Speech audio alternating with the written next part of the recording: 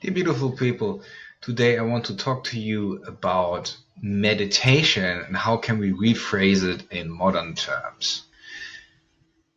When we start reading scriptures and they're dated back a few hundreds of years, of course, the cultural context change, the concepts change. And for a modern mind, a lot of times when we start reading those old scriptures, these old concepts, it really doesn't translate well. So such it creates ideas that are not necessarily appropriate with what the actual technique tries to accomplish. Today, therefore, I will try to give a new description of meditation and I will use more modern terms.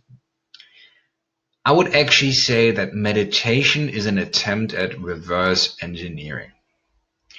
Try to think of it like this.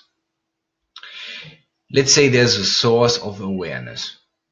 The source of awareness is not localized. That means it is not in your brain. The source of awareness is being projected outwards into different entities and beings. So you have a string or a stream of consciousness. You see the far end of that stream of consciousness in your senses. Means when you touch something, you smell something, when you go out in nature, observe the blue sky, or whatever you do, everything you pick up through the senses is basically the furthest extension of this conscious stream. Now, meditation is an attempt at reverse engineering because we follow that stream backwards. How do we do this? Well, let's give an example of a modern attempt at achieving this. One of these attempts is, for example, a sensory deprivation tank. So what does that actually do? Well, you can put people into a tank with salt water, so they're floating, and you get rid of all noises, of all visual stimuli. And at a certain point, the senses that are pointed outwards do not pick up on anything. So suddenly, if you will, we can start tracing this stream of consciousness back. That's why people sometimes in sensory deprivation tanks have experiences like they would have on psychedelic drugs, like on LSD, DMT, psilocybin, and so on and so forth. Both methods accomplish something. The sensory deprivation tank gets rid of distractions or input or stimuli of the physical experiences by just negating them. The psychedelic is an amplifier, so it amplifies your other abilities that you're usually not aware of because you're too distracted by the external stimulus that you usually experience. And of course, meditation is also such an attempt.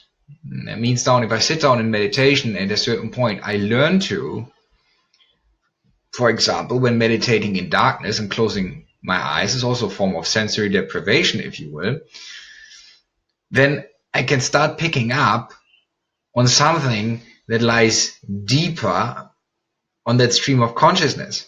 So again, here's the furthest extension. Here are your external senses that point outwards to the world. Now, if you could shut them out, you would suddenly travel backwards that stream. If you meditate long enough, you reach that source of awareness, that original point from which that consciousness is projected outwards. Now, try to understand that your brain is like a radio receiver. Your brain is receiving consciousness, and through that consciousness, it translates the physical experience. But also, if we start reverse engineering through meditation, we can translate that original consciousness to the brain to basically find original mind. When we find original mind, we find what the Buddhists call Buddha nature. That means we find the mind that is not conditioned, that is unchanging.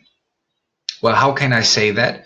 Well, first of all, anything that changes is temporary. So your brain obviously produces neurons. It creates new connections every day. Everything you do becomes a software in the mind. So your brain changes all the time. So the idea of a static person, of a static singular entity that does not change on this realm of, like in this realm of experience, is not a fact. It's an illusion. It's just a concept in the head. And even the concepts in the head are bound to change because the concepts are deeply connected to the neuron structure of the neurons in your head. So the interesting thing that happens when we start meditating, obviously any form of activity will change your brain structure. This is simply neuroplasticity. This has been scientifically proven over and over. So any activity reshapes the brain. But the interesting thing is, if I go deeply into meditation and I reach a no-mind state, in that moment there is a gap. And this gap leads me back onto that stream of consciousness, closer to the original source. So source intelligence suddenly has an entry point through which it can express itself. And then intuition kicks in and knowledge kicks in that you didn't know you had. Now, when that starts kicking in, what does it do? It reshapes the brain. So that means, that is the interesting thing, that consciousness influences matter. This is the beginning of conscious evolution. Before, evolution was not conscious. Evolution as a selective biological process led to the complex bodies that we experience nowadays. But now these bodies are intelligent enough to find the background noise of consciousness. So basically trace it back to realize where the original source of consciousness comes from. And this is the end of identity. Because identity is based on beliefs, concepts, and structures of neurons in your head. But when you find out this is not who you are, but there is this background noise that is projected into your mind, and this is the actual you, then the spell of identity is broken. Now, when we create this gap through meditation, when we cease activity based on identity, then the actual consciousness that animates this body can reshape the body to its liking. It can recalibrate it. That's why, for example, in India, you could consider yoga definitely a science, because over thousands of years, people have been experimenting in the thousands with techniques and could verify them, could reproduce them. And the more we can verify this if we say there's a certain meditation technique, if 500 people practice them, maybe 300 experience a certain phenomena. This is a form of a science of consciousness. So when we start exercising certain techniques, we reshape the physical makeup of our body, we reshape the brain, so the identity loses its grip and the original consciousness can express itself through the physical vehicle. And the physical vehicle that you call a person, or an ego, or an identity, is not who you are. It is exactly that. It is a vehicle for you to experience.